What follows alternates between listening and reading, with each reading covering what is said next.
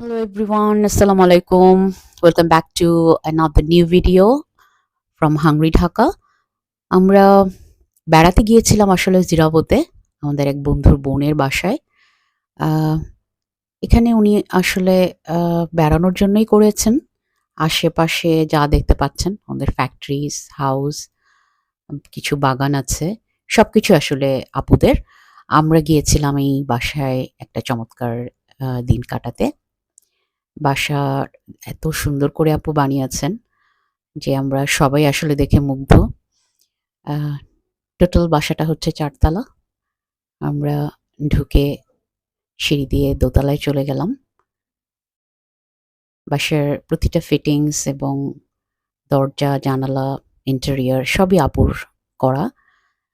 তো চমৎকার এই বাসাটায় আমরা গিয়েছিলাম বাচ্চাদেরকে নিয়ে। আমরা ফ্রেন্ডরা সবাই একটু আনন্দে কাটাবো।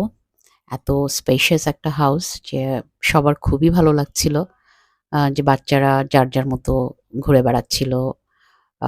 আমাদের হাজব্যান্ডরা বা আমরা ভাবিরা যারা একসাথে ছিলাম সবার জন্যই আসলে আলাদা আলাদা রুম ছিল এবং বেড়াতে খুব ভালো লাগছিল আসলে।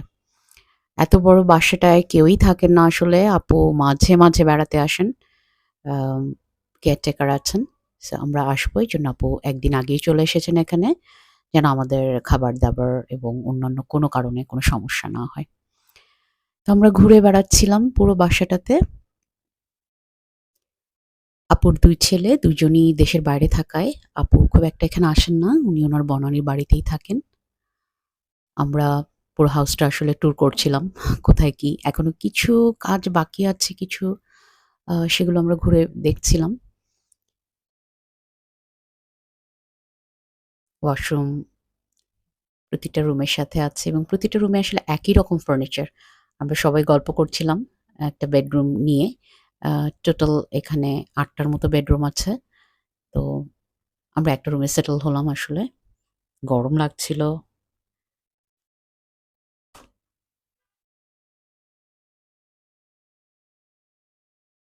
দেখতেই পাচ্ছেন বাসাটা কি চমৎকার করে।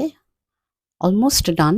কিছু কাজ এখনো বাকি আছে। হয়তো আমরা পরের বার আসলে পুরোটাই কমপ্লিট পেয়ে যাব।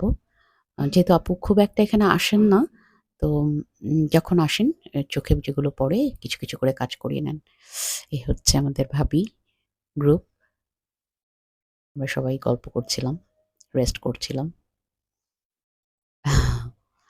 আর আপু উনার বাবুর্চিকে দিয়ে এত মজার, মজার খাবার আমাদেরকে খাইয়েছেন।